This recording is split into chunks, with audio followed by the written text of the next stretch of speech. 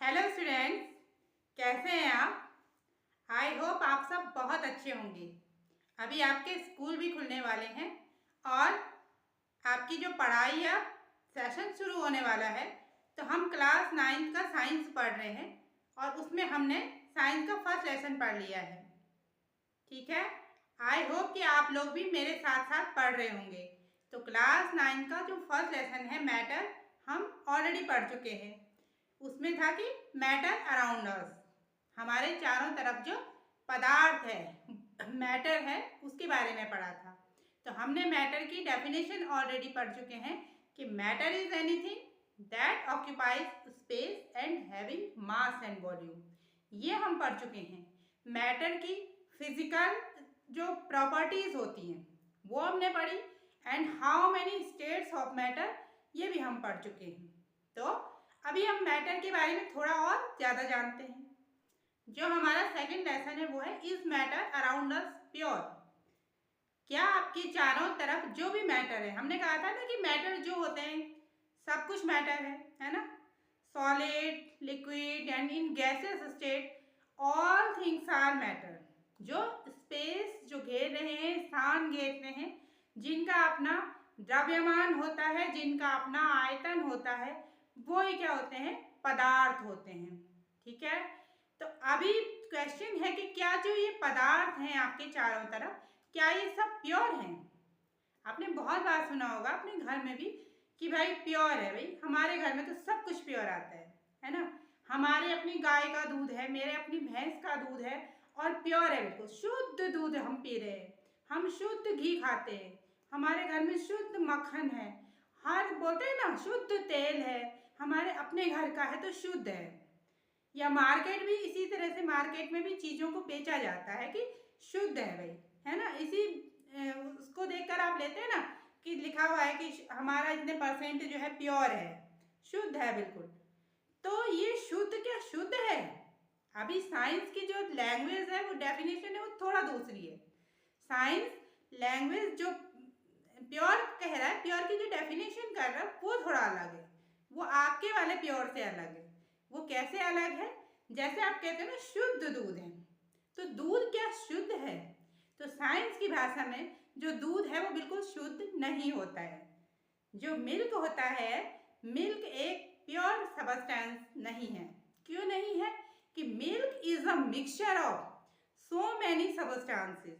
इसमें आपको fat, protein, carbohydrate, minerals, water हैं एंड विटामिन, ये सारे मिक्सचर हैं, है ना, अलग अलग स्टेट्स में, और इन सब का मिक्सचर है एक आपका मिल्क। ऐसे ही कहेंगे कि शुद्ध जूस है भाई ये, है ना। ये घर में हमने बनाया है, ये जो जूस है, आप जूस बना कर देते हैं ना किसी को, आप कहेंगे भाई मैंने अभी घर में बनाया है, ये संतरे से बनाया है, उसमें पानी मिला के शुद्ध हो गया। नहीं, वो भी शुद्ध नहीं होगा। तो शुद्ध की परिभाषा क्या होगी वो हम जान लेते हैं। A pure substance consists of a single type of particles. In other words, a substance is a pure single form of matter. जैसे एग्जाम्पल है H2O, NaCl, sugar, aluminium, copper, hydrogen, helium, lithium, gold, silver, lead etcetera. ये सारे pure हैं। Mixture के लिए आपके NCERT में एक एनसीईआरटी की बुक में एक एक्टिविटी दी गई है, जिसे हम देखते हैं। यहाँ पर हमें 4 प्रकार के मिक्सचर बनाने हैं, ABCD। तो पहले में हम क्या करते हैं, 50 ml ऑफ वाटर ले लेते हैं, H2O 50 ml, और इसके ऊपर से क्या डालेंगे हम, copper sulphate CuSO4 1 spatula full. ठीक है, 1 स्पैचुला हम इसमें डालेंगे कॉपर सल्फेट। हमें पता है कि जब कॉपर सल्फेट को पानी में डाला जाता है तो कैसा कलर आ जाता है, ब्लू कलर आ जाता है। तो यहाँ पर नीला रंग आ गया। अभी दूसरे एक मिक्सचर ये बन गया ए। दूसरा मिक्सचर हमने बनाया कि वाटर की जो अमाउंट है वो तो सेम है, 50 ml ऑफ H2O, बट हम यहाँ पर CuSO4 को 2 स्पैचुला फुल हम कॉपर सल्फेट डालेंगे यहाँ पर। ठीक है, तो अब हमने क्या किया कि कॉपर सल्फेट की जो अमाउंट है वो बढ़ा दी, बट वाटर की जो अमाउंट है वो सेम रहने दी। अब हम यहाँ पर क्या देखेंगे कि कलर में फर्क है, देखेंगे। अब हम देखते हैं कि पानी में पूरी तरह घुल गया, इसे स्टिर करना है, ग्लास रॉड से स्टिर करेंगे, घुमाएंगे तो हम देखते हैं कि कॉपर सल्फेट पानी में पूरी तरह से घुल जाता है। उसके पार्टिकल्स बिल्कुल भी पानी में विजिबल नहीं होंगे। जैसे चीनी को या नमक को आप पानी में घोलते हो तो बिल्कुल घुल जाता है, वैसे ही कॉपर सल्फेट भी पानी में घुल जाएगा, आप उसके पार्टिकल को नहीं देख पाओगे। बस आप क्या देखते हो, कॉपर सल्फेट के जो क्रिस्टल हैं वो वाटर में घुलने पर कलर देते हैं नीले रंग का। अब यहाँ पर हल्का नीला है, यहाँ पर थोड़ा डार्क हो जाएगा। क्यों होगा? क्योंकि यहाँ पर CuSO4 की जो मात्रा है हमने ज़्यादा बढ़ा दी। अब सी जो हम तीसरा जो मिक्सचर बनाएंगे वो हम क्या करते हैं कि कॉपर सल्फेट के क्रिस्टल और प्लस पोटेशियम परमैंगनेट KMnO4 इनके क्रिस्टल्स को आपस में मिक्स करते हैं। इनको मिक्स करने से क्या होगा, आपस में क्या होंगे, मिक्स हो जाएंगे, या उनके सॉल्ट को आपस में मिक्स कर देते हैं तो क्या होगा, वो विजिबल ही रहेंगे। ठीक है, हम उन्हें देख पा रहे हैं, पूरी तरह से ऐसे नहीं घुल जाएंगे जैसे कॉपर सल्फेट पानी में घुल गया था, वैसे कॉपर सल्फेट KMnO4 के साथ मिक्स नहीं होगा।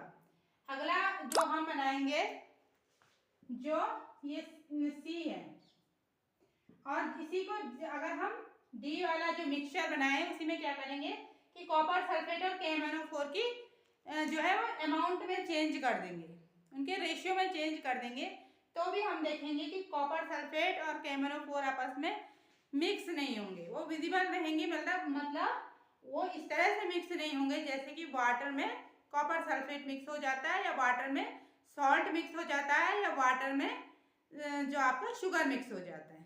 तो इस प्रकार के जो मिक्सचर है, हमारे पास दो प्रकार के मिक्सचर बन गए है ना। यहाँ पर तो केवल हमने क्या किया, इनकी कंसंट्रेशन में चेंज किया केवल। तो जिसमें आपका CuSO4 पानी में पूरा घुल गया उसे कहेंगे हम होमोजीनस मिक्सचर। क्या कहेंगे? Homogeneous mixture. जिसमें नहीं घुल रहा है, आपस में पूरी तरह से मिक्स नहीं होते, उन्हें कहते हैं हेट्रोजीनस मिक्सचर। ठीक है, तो दो प्रकार के मिक्सचर होते हैं, होमोजीनस एंड हेट्रोजीनस मिक्सचर। हम तीन टाइप के मिक्सचर बनाएंगे। पहला बनाएंगे हम, एक बीकर में आप पानी ले लो, आपने इसमें पानी में क्या डाल दिया, सोडियम क्लोराइड, नमक, चीनी या कॉपर सल्फेट, आप इसमें कुछ भी डालो। हम यहाँ पर चीनी डालकर या नमक डालकर देख लेते हैं, सोडियम क्लोराइड डालकर। तो हमने इसमें NaCl डाला, खाने वाला जो नमक होता है वो डाल करके आप क्या करोगे, देखते हैं आपने घर में कई बार किया होगा, उसे आप घुमाओ तो नमक पूरी तरह से पानी में घुल जाता है। सोडियम क्लोराइड के जो पार्टिकल्स होते हैं वो विजिबल नहीं होते हैं, हम अपनी नेक्ड आई से उनको नहीं देख सकते हैं। ये हो गया A type of mixture. B type of mixture में आप क्या करोगे, पानी में थोड़ा सा चॉक पाउडर या थोड़ा सा मिट्टी या थोड़ा सा आप आटा डाल करके, अगर देखो इन तीनों में से कोई भी एक चीज़ अगर आप डाल करके देखेंगे और ऐसे आप घुमा दो, घुमाने के बाद क्या होगा कि जब तक आपसे घुमा रहे हो तो वो क्या होगा कि पूरा कलर चेंज हो जाएगा, जो भी चीज़ आप डालोगे उसी के जैसा कलर हो जाएगा। लेकिन थोड़ी देर आपसे छोड़ देते हैं तो क्या होगा, इसमें जो आपने मिलाया है, चाहे आपने आटा मिलाया, चाहे आपने मिट्टी मिलाई या चॉक पाउडर मिलाया, वो सब उसके पार्टिकल्स नीचे बैठ जाएंगे और पानी ऊपर से क्लियर हो जाएगा। ये है B type of mixture. Third type of mixture जो है वो, एक बीकर में हम पानी लेते हैं और उसमें इंक डाल देते हैं, या मिल्क भी डाल सकते हैं, मिल्क या इंक डाल सकते हैं। तो थोड़ा सा हम इसमें इंक डालेंगे तो ये कैसा कलर हो जाएगा, इसका लाइट ब्लू कलर हो जाएगा। ठीक है, अगर पानी में थोड़ी सी इंक डालें तो ब्लू कलर हो जाएगा वाटर का। तो ये एक तीसरे प्रकार का क्या बन गया, मिक्सचर बन गया। ठीक है, इसमें पहले टाइप का जो मिक्सचर है उसे हम कह रहे हैं कि इसमें क्या है, जो हमने सोडियम क्लोराइड यानी कि नमक डाला वो पूरी तरह से घुल गया है, तो ये होमोजीनियस मिक्सचर हो गया। दूसरा आपके पास है जिसमें हमने एक बीकर में मिट्टी या चौक या आटा डाला, उसे हमने घुलाया, और जब हमने उसे घुलाना छोड़ा तो तब क्या हो गया कि उसके पार्टिकल्स नीचे बैठ जाते हैं। तो दूसरे टाइप का जो मिक्सचर है उसे वो हेट्रोजीनस मिक्सचर है, और उसे हम कहते हैं सस्पेंशन। इसे हम कहेंगे ट्रू सॉल्यूशन, ट्रू सॉल्यूशन इसे कहेंगे सस्पेंशन। और जो इसमें इंक डाली है हमने, तो ये है आपका कोलॉइड। ठीक है, ये कोलॉइड होंगे। तो अब हम सबसे पहले देख लेते हैं ट्रू सॉल्यूशन क्या होते हैं। तो ट्रू सॉल्यूशन या सॉल्यूशन, ट्रू सॉल्यूशन में क्या होता है कि जब हम किसी भी सॉल्वेंट में सॉल्यूट डालते हैं, ठीक है, किसी भी सॉल्वेंट में हम सॉल्यूट डालते हैं तो वो उसमें पूरी तरह से क्या हो जाता है, घुल जाता है, एक होमोजीनियस मिक्सचर बनाता है। नंबर फर्स्ट इसकी जो प्रॉपर्टी है। सेकंड प्रॉपर्टी इसकी जो है, इसके जो सॉल्यूट के पार्टिकल्स होते हैं वो 1 नैनोमीटर से भी छोटे होते हैं, 1 नैनोमीटर से भी छोटे होते हैं, स्मॉलर देन 1 नैनोमीटर, यानी कि 10⁻⁻⁹ मीटर से भी छोटे होते हैं। इसीलिए इतने छोटे होने के कारण ये हम नेकेड आईज से इन्हें नहीं देख सकते हैं। इसके अलावा चूंकि ये बहुत छोटे होते हैं तो इन्हें हम फिल्टर भी नहीं कर सकते हैं। आप किसी छन्नी से इसके पार्टिकल्स को नहीं छान सकते हो। ऐसा आप कर सकते हो अगर आप नमक और पानी का घोल बनाएंगे तो आप पानी के घोल में से नमक को छान कर अलग नहीं कर पाओगे, या आप चीनी और पानी का घोल बनाओगे तो आप उस घोल में से चीनी को अलग नहीं कर पाओगे। तो इसी प्रकार के जो मिक्सचर होंगे वो होते हैं ट्रू सॉल्यूशन। इसके अलावा ट्रू सॉल्यूशन की एक प्रॉपर्टी और है, ट्रू सॉल्यूशन पे अगर लाइट की बीम डाली जाए तो लाइट को स्कैटर नहीं करेंगे।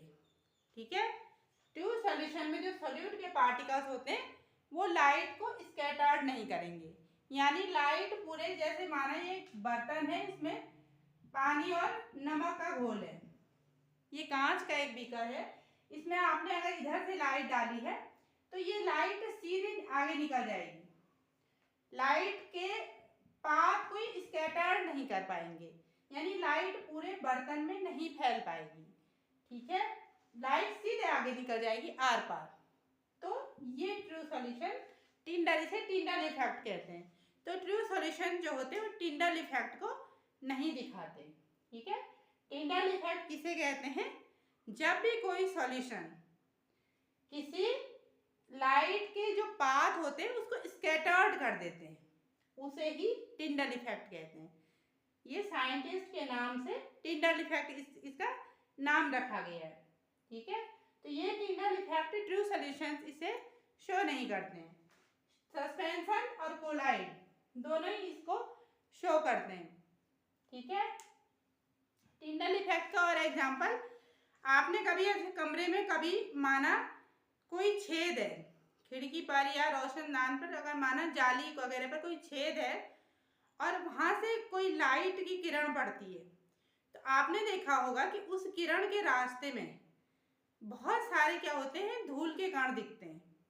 वो धूल के कण उसको बिखरा देते हैं, लाइट के पाथ को जो है स्कैटर्ड कर देते हैं। ऐसा आपने बहुत बार देखा होगा। या जंगलों में कभी, बहुत घने जंगलों में लाइट अगर माना कहीं से आ रही है कोई बीम, तो जहाँ जमीन पे पड़ते पड़ते वो बहुत ज़्यादा उसका जो पाथ है वो स्कैटर्ड हो जाता है।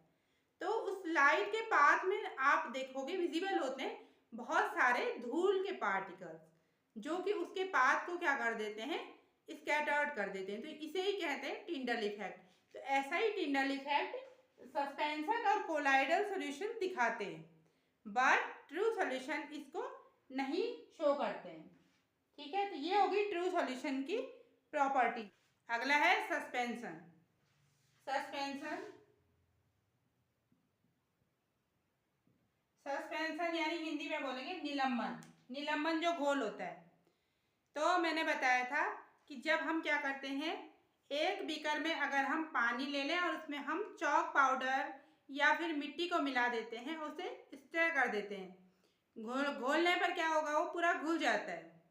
लेकिन कुछ देर बाद अगर आप उसको डिस्टर्ब नहीं करोगे तो क्या होता है कि उसके जो पार्टिकल्स हैं वो नीचे बैठ जाते हैं। इस प्रकार के जो सॉल्यूशन होता है उन्हें हम सस्पेंशन कहते हैं। सस्पेंशन में जो सॉल्यूट के पार्टिकल्स होते हैं, सस्पेंशन के जो पार्टिकल्स होते हैं वो इतने बड़े होते हैं, उनका जो डायमीटर होता है 1 नैनोमीटर टू 1000 नैनोमीटर तक होता है। तो हम उन्हें देख सकते हैं। आपने देखा होगा कि कभी भी आप थोड़ी बारीक सी मिट्टी, बिल्कुल छानी हुई मिट्टी, मतलब उसमें अगर कुछ पत्थर कंकड़ ना हो, उसको आप पानी में घोल बना देना और जब आप उसको घुमाओगे तो आप देखोगे कि उस घोल में जो मिट्टी के पार्टिकल्स हैं वो विजिबल होते हैं। या फिर चॉक को घोलने पर चॉक के पार्टिकल्स भी विजिबल होते हैं। तो जो सस्पेंशन के पार्टिकल होते हैं उन्हें हम नेकेड आईज द्वारा देख सकते हैं। दूसरा सस्पेंशन की जो प्रॉपर्टी होती है वो क्या होती है कि अगर हम थोड़ी देर इसको हिलाएंगे नहीं, अनडिस्टर्ब रखेंगे, तो इसके जो पार्टिकल्स होते हैं वो नीचे बैठ जाते हैं। यानी ये अनस्टेबल जो होता है, एक मिक्सचर होता है अनस्टेबल, ये हेट्रोजीनस मिक्सचर होता है। इसके अलावा ये टिंडल इफेक्ट को शो करता है। सस्पेंशन जो है वो टिंडल इफेक्ट को शो करता है। अगर इस पर लाइट की बीम डाली जाएगी तो लाइट के पाथ को स्कैटर्ड करेंगे इसके पार्टिकल्स। तो ये हो गई सस्पेंशन की प्रॉपर्टी। अगला है इसमें कोलॉइड।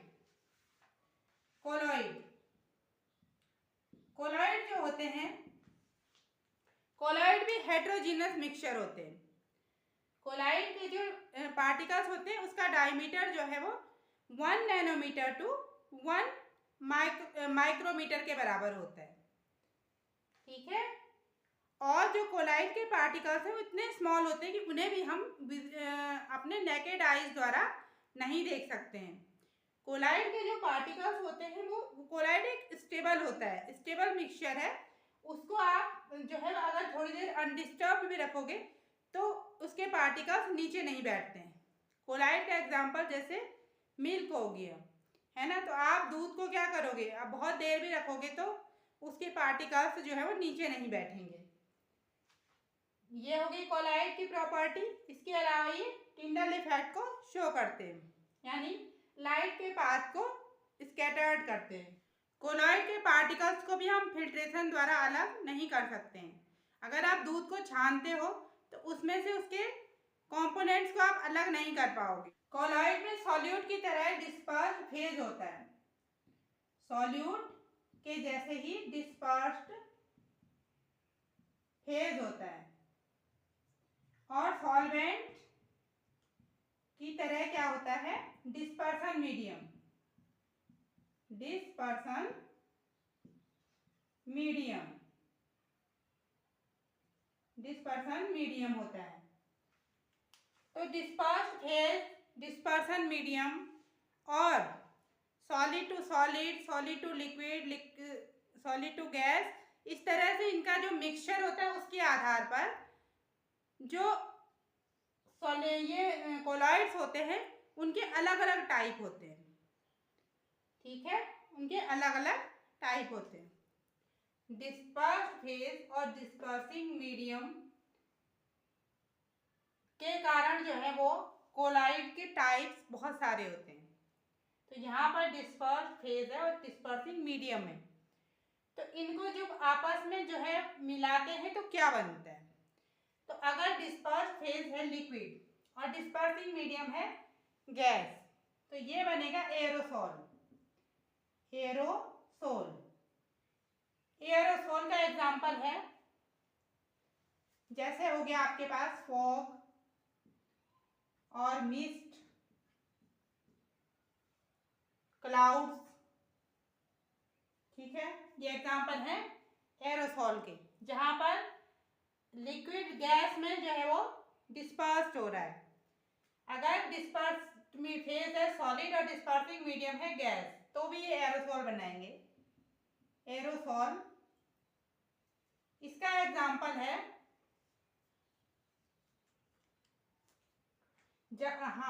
इसका एग्जांपल है स्मोक का जो धुआं होता है ना, धुआं जब स्मोकिंग करते हैं उसका जो धुआं होता है, या फिर जो ऑटोमोबाइल्स जो व्हीकल्स होते हैं उसके जो धुआं निकलता है, तो वो एग्जांपल है एरोसोल का, जिसमें सॉलिड गैस में डिस्पर्स्ड हो रहा है। अगला है गैस जब लिक्विड में डिस्पर्स्ड होता है तो ये बनाता है फोम,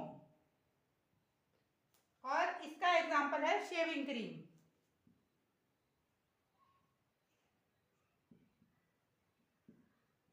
शेविंग क्रीम लिक्विड में जब डिस्पर्स्ड होता है तो ये बनाता है इमल्सन। इमल्सन का एग्जांपल है मिल्क, दूध, बटर, मेयोनीज और फेस क्रीम, ये सारे एग्जांपल हैं इमल्सन के, जिसमें जो है वो लिक्विड में डिस्पर्स्ड हो रहा है। सॉलिड जब लिक्विड में डिस्पर्स्ड होता है तो ये बनाता है सोल। और इसका जो एग्जांपल है वो है मिल्क ऑफ मैग्नीशिया और mud. Milk of magnesia and another example is mud. जब गैस सॉलिड में डिस्पर्स्ड होता है, when gas is dispersed in solid, तब फिर फॉर्म बनेगा।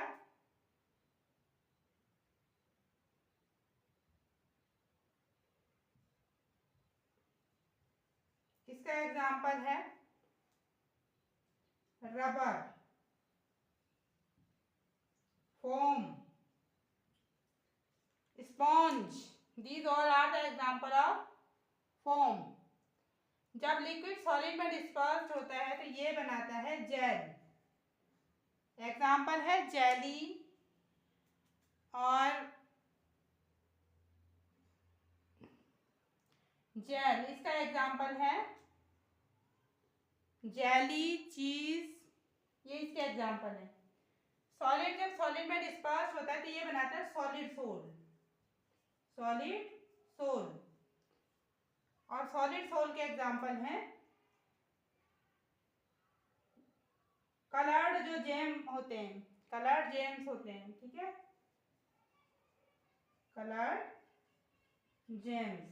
इसका एग्जाम्पल है जेली और चीज। तो ये है different type of dispersed phase and dispersing medium. अलग अलग डिस्पर्स्ड फेज और डिस्पर्सिंग मीडियम के द्वारा जो इतने प्रकार के कोलाइड्स बनते हैं, उनके एग्जाम्पल भी साथ में है। इसमें एक टॉपिक है कंसंट्रेशन ऑफ सॉल्यूशन। तो सॉल्यूशन की जो कंसंट्रेशन होती है वो क्या होती है? आपने बहुत बार सुना होगा कि डाइल्यूट HCl, कंसंट्रेटेड HCl। तो what is the dilute and concentrated? तो कंसंट्रेटेड सॉल्यूशन उसे कहते हैं जिसमें क्या होता है, माना आपके पास क्या है, एक बीकर ले लिया, एक गिलास ले लिया आपने, उसमें पानी है, में 1 चम्मच नमक घोलो, इजीली घुल जाएगा। फिर आप 1 चम्मच और इसमें नमक डालो, उसे घुलाओ, इजीली घुल जाएगा। यही प्रोसेस आप दोहराते रहो। एक स्टेज ऐसी आएगी कि जब आपके पानी में नमक का घुलना बंद हो जाएगा, वो सोल्यूशन क्लियर सोल्यूशन नहीं रहेगा, बल्कि जो नमक आप घोलोगे वो नीचे पे साफ दिखाई देने लगेगा आपको। तो इसे ही हम सैचुरेटेड सॉल्यूशन कहेंगे। आप सैचुरेटेड सॉल्यूशन, एक है कि सॉल्यूशन को माना आपने इसकी कंसंट्रेशन निकालनी है, तो concentration of solution, concentration of solution, concentration of solution, first जो इसका मेथड है वो है mass of solute upon mass of solvent into 100। First method आप ये इस मेथड से निकाल सकते हो। अगर आपके पास सॉल्यूट का मास भी दिया हुआ है और मास ऑफ सॉल्यूशन होगा यहाँ पर, मास ऑफ सॉल्यूशन। अगर आपके पास सॉल्यूट का मास दिया हुआ है और सॉल्वेंट का भी मास दिया हुआ है तो आप इस तरह से निकालोगे। अगर आपके पास सॉल्यूट का मास दिया है और सॉल्यूशन का वॉल्यूम दिया है या सॉल्वेंट तो भी तभी भी आप निकाल सकते हो। Mass of solute upon volume of solution into 100। और तीसरा तरीका है volume of solute upon volume of solution into 100। आप सॉल्यूशन का कंसंट्रेशन परसेंटेज निकाल सकते हो। ठीक है, 100 से मल्टीप्लाई है तो परसेंटेज निकलेगी। सॉल्यूशन का जो भी सॉल्यूशन आपके पास है उसका जो भी आपके पास दिया गया है उस हिसाब से आप ये फॉर्मूला अप्लाई करके इजीली आप उसके कंसंट्रेशन परसेंटेज को निकाल सकते हैं। इसका एक एग्जांपल देख लेते हैं कि माना आपके पास दिया गया है कि मास ऑफ सॉल्यूट जो है वो सॉल्यूट का जो मास है, मास ऑफ सॉल्यूट आपके पास है 40 ग्राम और मास ऑफ सॉल्वेंट है 160 ग्राम। तो अब आपको इसकी परसेंटेज निकालनी है, कंसंट्रेशन परसेंटेज आपको निकालनी है। तो कैसे निकालोगे, तो इसी फॉर्मूला में रखो। तो mass of solute upon mass of solution. तो मास ऑफ सॉल्यूशन के लिए आप क्या करोगे, mass of solute plus mass of solvent को आप जोड़ दोगे। तो 160 प्लस 40 ग्राम, ये कितना हो जाएगा 200 ग्राम निकल जाएगा मास ऑफ सॉल्वेंट।